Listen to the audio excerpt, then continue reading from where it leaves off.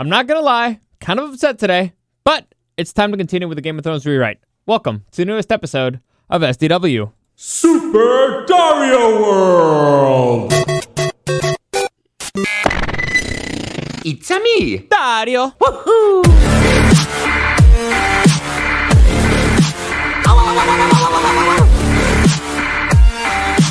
Let's go! Alright, so where to begin? Oh, I was almost ripping my hair out a few minutes ago. This computers, man. Just computers. I hate them. So, let me just get this out of the way real quick. I have not seen The Joker yet. I will see it today, so tomorrow I will probably be talking about it, spoiler-free. Remember, I always try to do things spoiler-free.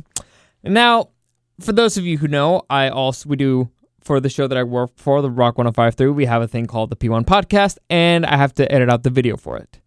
Now, for some reason, my computer today decided that the software that I use for recording audio was not going to work. So that bummed me out. But fortunately, there's other things I can do, which is what I'm doing right now. I use some of the software. It's fine. That one is fine. Not a big deal. Now, however, for another... And I have no reason why.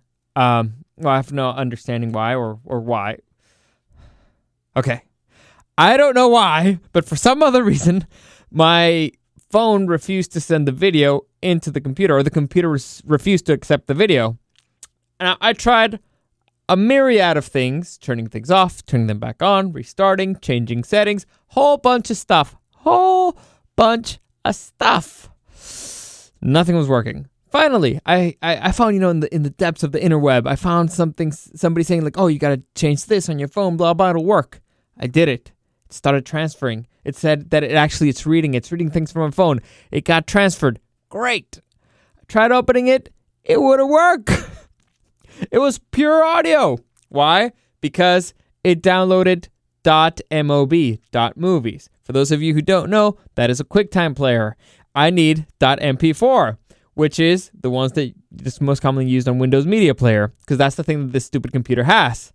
So it wouldn't open. So, point is, fortunately, I know that a thing about life is that there's always a back door to everything. There's always a back door to everything, and if you look hard enough, you'll find it. The back door to this was really annoying, but I just loaded the video onto YouTube and then downloaded it in private. And then I downloaded it from YouTube, and then that's the one that I used to edit. It was really annoying. It took forever, and now I have to wait for the stupid thing to render. So it's been a day, all right? It's been a day of just banging my... You have no idea how close I was to just throwing this thing out the window. Like, I was this close to just ripping it and just throwing it out.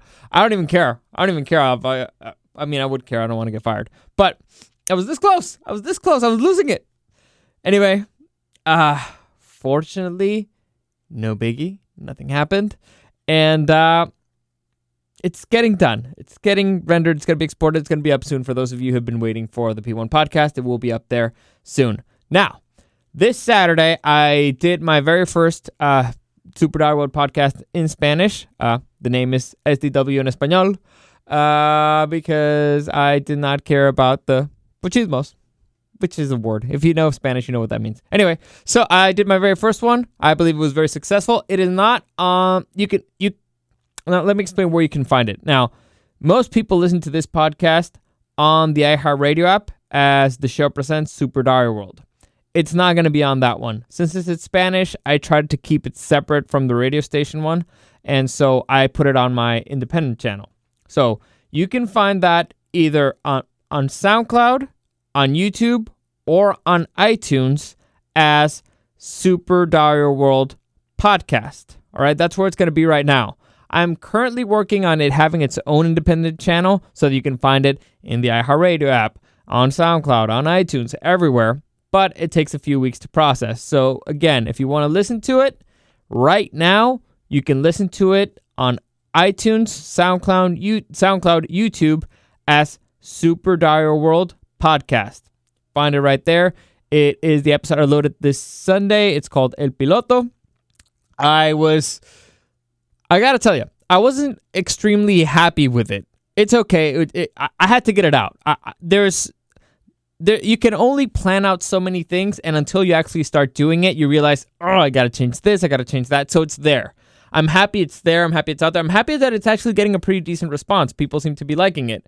And a lot of people reached out like, dude, don't worry. We switch out our languages a lot. It kind of messes up with your brain. I appreciated that. Everybody who reached out, I really appreciate it. The perfectionist in me is like, no, I got to do better. So it was good. It's out there. And now I have something to work on. Like I talked about this on my episode 100 of the podcast. The hardest one to do is the very first one. It's the hardest one. You just have to put yourself out there. You have to expose yourself. And I'm not in a, graphical way. Not a way you can get arrested, but you have to, getting out there is the hardest part. Once it's out there, then you have something to work on. You have something to fix, something to tinker with. And so, yeah, it's out there. If you want to listen to it, again, iTunes, SoundCloud, YouTube, Super Dario World Podcast, or SDW in Espanol.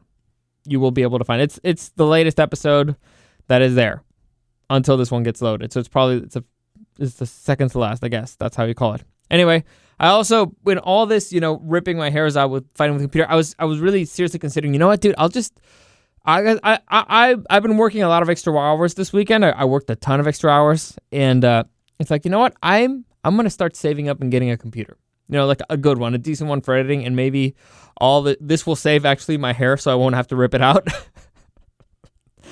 It'll save me from that, save me from myself. But I don't know. Then I thought, you know what, why don't I just do a GoFundMe? See what happens. Maybe get enough for my own little studio, my own little podcasting studio.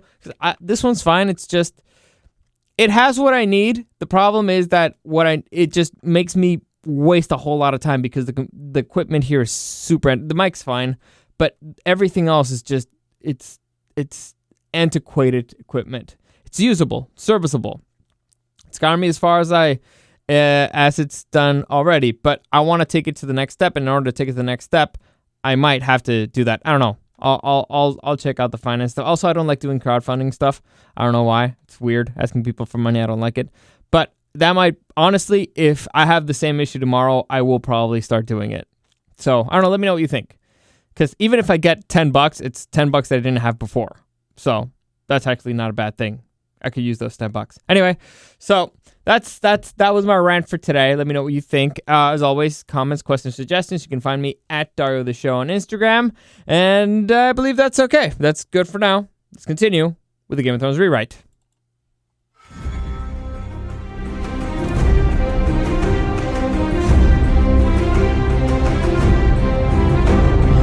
All right, so where we left off last time is we finished off everything that had to do with the Stormlands. I told everybody that's the season finale for the Stormlands. That's why for the past few episodes, I kind of been focusing on that area particularly, and that was the two-part big battle. The part where it was the Lannisters against the Dornish and the Unsullied, and the other part where it was the Reachers versus the Dothraki. It was an overwhelming Lannister victory, both sides. Okay, it was overwhelming. They caught Daenerys and her army with their pants down. They were not completely destroyed. Whoa, that was weird. They still managed to, defend themselves pretty well. They managed to escape, but they're scattered. They're cut off from each other. They're cut off from communication. They're cut off from their supplies. It's not good. All right, it's not looking good for the good guys. All right, now. What other things have been happening in Westeros? Well, first off, Daenerys kind of left, and nobody's really sure where, because, again, it was part of the secret attack from the Lannisters. But the Lannisters have other, what was it called, wolves in the fire, all right? They weren't just banking everything on that. They need another plan. So, what had Cersei been doing all this time? Cersei's not just the type of girl who just sits back and has some wine and does nothing. Actually, that's a lie. That is exactly what Cersei would do. But there's people around her who might actually convince her to do something useful. And the people around her in this situation would be Littlefinger. So Littlefinger, as you might recall, he made a peace treaty to say, or a business agreement between the Starks and the Lannisters. What the deal had to do is pretty much Cersei allowed the Stark forces to go into Dragonstone and to mine and get dragonglass. And so they allowed Littlefinger to do that. And in exchange, they would have to be like in peace. So basically, no fighting whatsoever. The North is still a part of the realm. It's no longer in rebellion. And they wouldn't attack each other. Also, the Stormlands, Storm's End, would be given up to a Castellan of the Stark's choice. In this case, it was Gendry Baratheon and Davos Seaworth. That way it was peaceful. So the Lannisters peacefully managed to establish peace in the Stormlands and peace in the North. Or at least, not war, not necessarily peace, but not war, like neutrality in both of those sectors. And it allowed them to focus solely on Daenerys. On the other hand, the Starks have to get to no longer worry about the South, and they can focus solely on the White Walkers that are coming towards them. That's pretty much what happened. That was a great deal. It's the greatest deal ever. Greatest. Anyway, so Littlefinger, after finishing setting things up in Dragonstone, he also sent off Theon Greyjoy to the Iron Islands so that they could do a Kingsmoot, and that way force Euron Greyjoy to leave Daenerys' forces and have to go back for that Kingsmoot, otherwise he might lose his kingship. And he also did other stuff that I won't get into yet. So, after finishing off Dragonstone, Littlefinger returns to King's Landing, and she and Cersei start to scheme. Now, I don't want this to be too long because like I said, I'm kind of already late, so I'll condense what she did. Now, this was Cersei's move, and this was Cersei's complication. The complication that Cersei was finding herself in at the moment was that the crown was broke and massively in debt against the Iron Bank. If you guys remember, that was kind of a big plotline throughout the show, that the crown owed a lot of money to a lot of people. Now, how did Cersei go into repaying that debt? Because the bankers, not big fans of not getting paid back. Fun fact. Also, another fun fact, they have money to spend on getting your ass kicked. So, what the bankers originally did was they started investing in Stannis, but Stannis lost, so they just lost a whole bunch of money there. So they were, let's just say, in a negotiating mood. So, Cersei after destroying the Sept of Valor, if you guys remember, that's the big church that got bombed, where pretty much all the Tyrells died, except the Queen of Thorns. After doing that, she set up kind of a puppet pope. Well, he's not a pope, he's the High Septim. You guys remember the Sparrows? She set up his own guy, and they made a deal like, yeah, I'll make you the High Septim, but you gotta give me a little piece of money. Also, from the rubble and all that stuff, they found a whole bunch of gold, they found a whole bunch of stuff, so she started getting money there. Also, she started imprisoning and taking the lands of people who had betrayed her. Meaning people, let's say, from the Reach who were loyal to the Tyrells. People from Dorne or people from the Crown Lands themselves that were insinuating, or she even thought the possibility that they were loyal to somebody else. So she started also from the Stormlands. A lot of property being taken. So she starts getting money there. And the big deal came from, if you guys remember, Daenerys, not very popular in Essos. She made quite a whole bunch of enemies all throughout. Everywhere. First, she was with the Dothrakis. The Dothrakis pillage and plunder and rape everywhere. People don't like them. Then she went to Qarth. Or Qarth. I think it's Qarth. That's how we say it. Doesn't matter. Qarth, she made a whole bunch of new friends. If you guys remember, that's where the House of the Undying happened. Basically in a nutshell, group of warlocks. She set them all on fire. Well, stole her dragon, set them all on fire.